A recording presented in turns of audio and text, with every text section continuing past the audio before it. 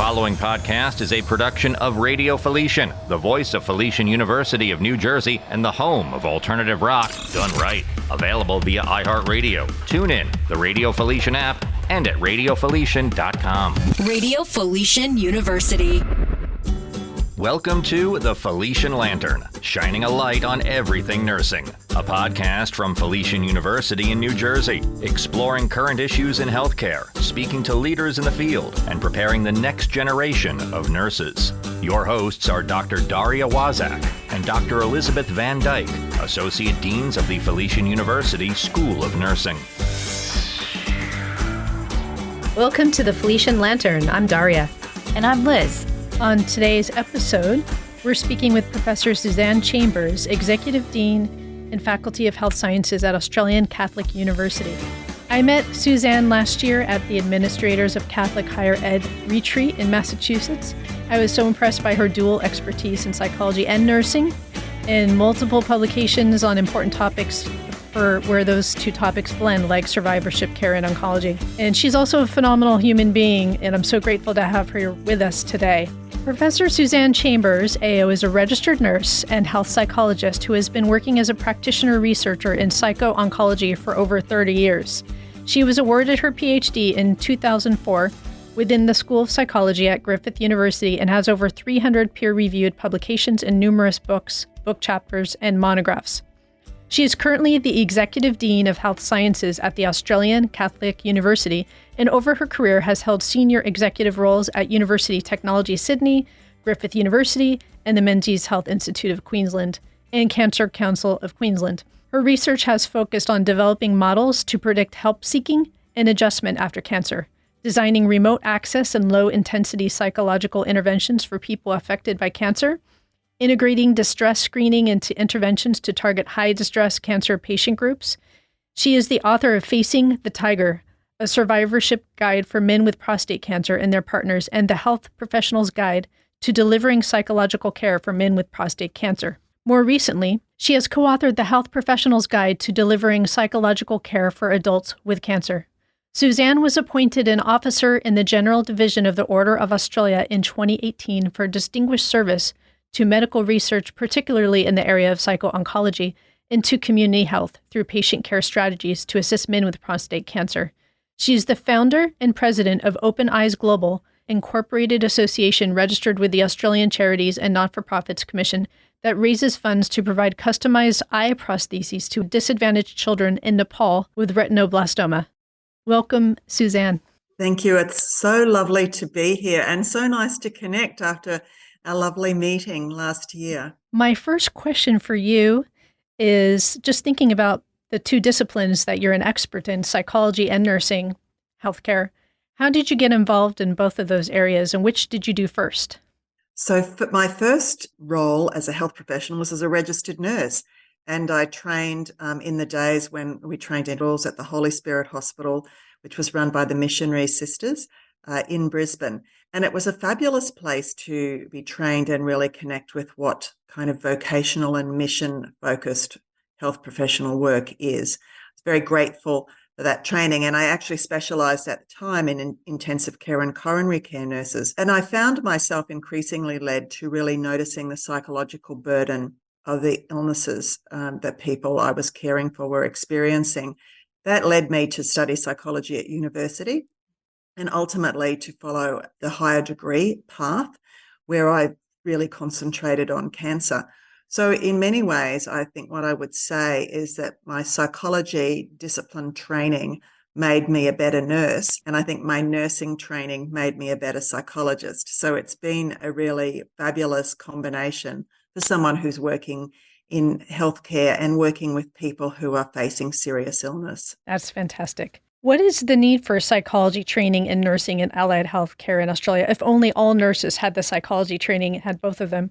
Is that currently part of the typical curriculum in nursing school in Australia? There is some attention to these matters in nursing training, but our nursing training is very structured and it's a very full program, and it's really focused on delivering for us nursing health professionals who can work in a range of settings, really delivering classical nursing care. So there's a limited amount of time that can be attended to that. But what I also would say, though, is that a lot of the psychology training that I do, and I do a lot of training of nurses in this area, is better used in the postgraduate setting, because once a nurse has had some experience in the field, she's got very comfortable and confident in her skills in relation to that sort of classical nursing care. I think then this is a room for growth. So typically the nurses that I train, and I do a lot of it, I just finished another cohort last week of 20 prostate cancer specialist nurses. They've had some experience in the field. They are very aware of the distress that their patients experience. They have a good competency already, and what they're looking for is to build that competency to a more advanced level of practice. So I think we're targeting it at the right level to wait till your nurse has got some experience and then saying, now, is this something you feel drawn to that you would like to deepen your skill in? That makes a lot of sense. This is the Felician Lantern, shining a light on everything nursing. Now, I'd really like to hear about your most recent publication, the Health Professional's Guide to Delivery of Psychological Care for Adults with Cancer. Can you tell me about this publication? Absolutely. So I guess I would go back to, why did I do any of this in the first place?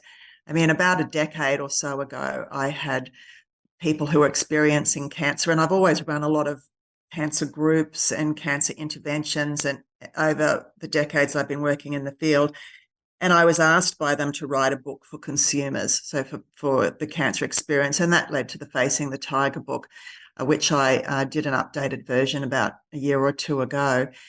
And then I was approached by some non-government organisations who had specialist cancer nurses working with them who asked me to develop for them a psychological care framework for their services.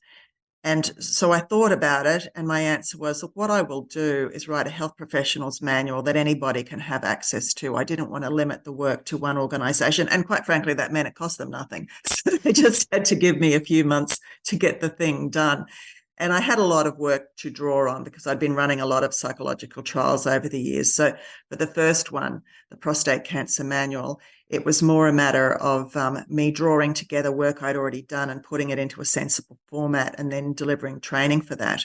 Since I'd done that work, which happened about 2 years ago, I increasingly started to get approached by nurses and allied health working in other types of cancers saying, well, this actually seems really relevant to us. Would you be prepared to do something more generic? And then something I'll share with you is when I was over with you in Massachusetts last year, I had a little personal drama going on. My husband had rung me to say he had all these swollen lymph glands in his neck, and we didn't think it was anything serious. And I almost nearly left the retreat and flew home because I was worried that it was lymphoma. But my clinical colleagues, you can imagine me with my connections madly messaging people and going, how hysterical should I get about this? And it did, in fact, when I got home, end up being a diagnosis of a stage 3 very aggressive mantle cell lymphoma. And we then went through the process of very aggressive chemotherapy for him and a stem cell transplant in December, which was really gruesome, to be honest.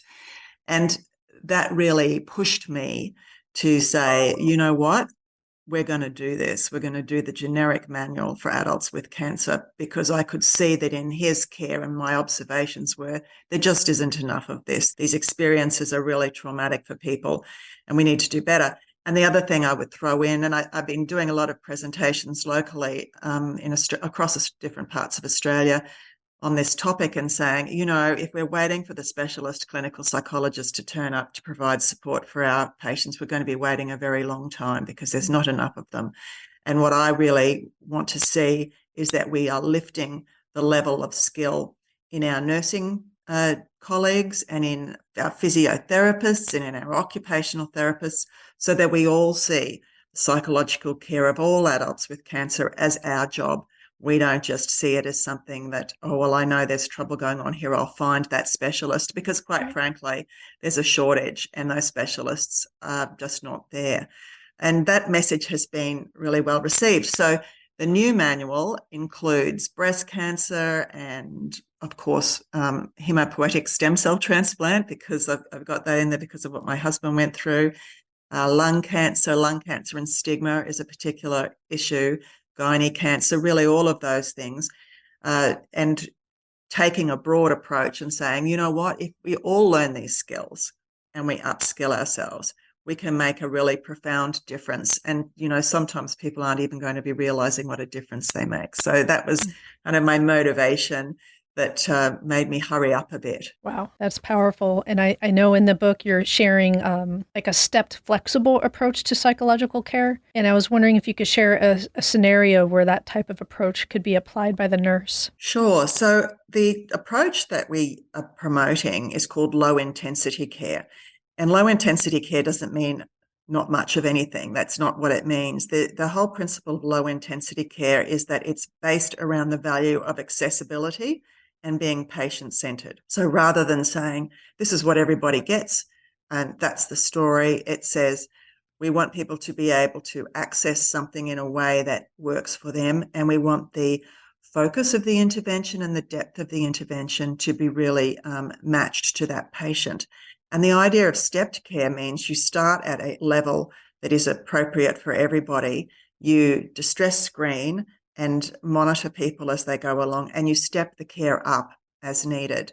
The reality is that the majority of people with cancer with a good universal or low intensity care will do very well. Most people don't need a really highly stepped up system of care.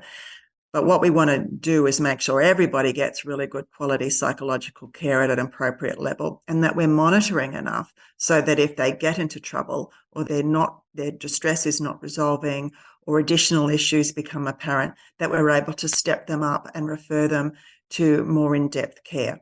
So it's a pyramid base. This approach is used in many different types of illnesses. It's used in pain relief. It's used in palliative care. The idea of a stepped care is not different. I think what we have tried to do is take the theoretical idea of stepped care and put it into practice. So the manual is very practice oriented.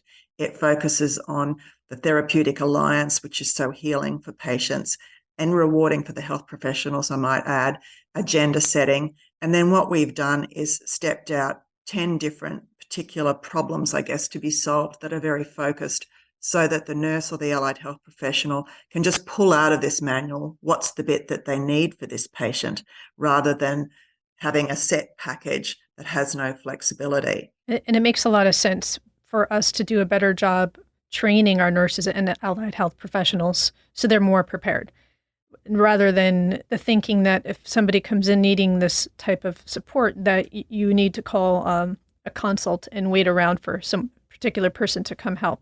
So I really appreciate that, and I hope that it can be shared. And so my last question, how can nurses become better prepared? What can nursing schools do better? How can we incorporate this type of model in what we do? I guess what I would say is that I do feel like in undergraduate nursing, that's what we call it in Australia, we could perhaps look at including a little more of a focus in this, although it's difficult to do given the curriculum is so packed. I do believe, though, when we're looking at, in Australia, our model is we have graduate certificates, diplomas and masters. We could probably refine this and work it up. But a lot of the real learning can be done in short course format. So what I do is I run training programs in this, and I run them in 2-hour blocks, 3 2-hour blocks over 3 weeks. I have a training workbook that has reflective exercises in it.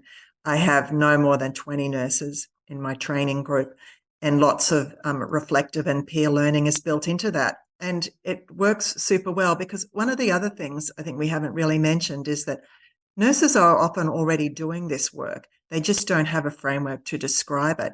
And I can't tell you how relieved the nurses are when I'm able to say to them, let's take what you're doing. This is the framework that you're working for. Intuitively, you have developed this. Good job. And just some really nice feedback. And if you want to amp that up a bit or change that around, let's talk about what that might look like, because it's very distressing to be constant. There's a weight on your shoulders to constantly see people in distress.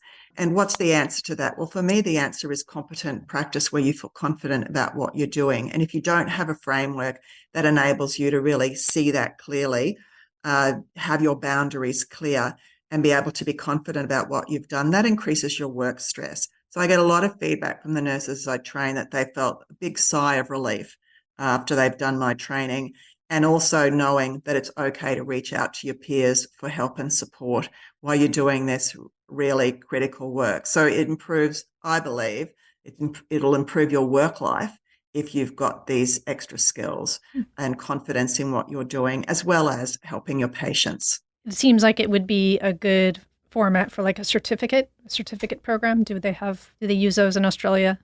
It could well be. We have certificates. What I've been doing is more, we call it a short course. It's only about 6 contact hours. And I do get to the end of it, and the nurses are saying, we'd like some more, thanks, Suzanne. And there's a limit to what I can do. And so I'm encouraging them to form communities of practice and to keep their learning on. And I'm talking to various groups about how to do that. But the work has global significance. I was invited over earlier this year to go to Ireland and deliver this program to Irish nurses working in prostate and lung cancer. And we had a marvelous time together. I learned from them, and I'd hope they learned from me as well. So I'm really getting great signs from colleagues around the world that it's not just an Australian issue. I think it's a global issue. And indeed, I'm actually going to be in the US in October and meeting with some colleagues at University of California, Irvine, and sharing some of this with them as well, which will be really wonderful. It's a shame I can't get to you. Yeah, that's the other side, the other side of the West Coast. And with the pandemic and the increase in mental health issues in general, I feel like every nurse should have some idea, some framework to draw from to provide mental health care and support. So this is wonderful work, and I appreciate you sharing it with us. This concludes our podcast. Suzanne, thank you so much for your time today. Thank you. Pleasure. This podcast has been a production of Radio Felician, the voice of the Franciscan University of New Jersey. Visit us anytime at radiofelician.com. Want to send an email? Reach out at radiostation@felician.edu. Radio Felician, the Falcon.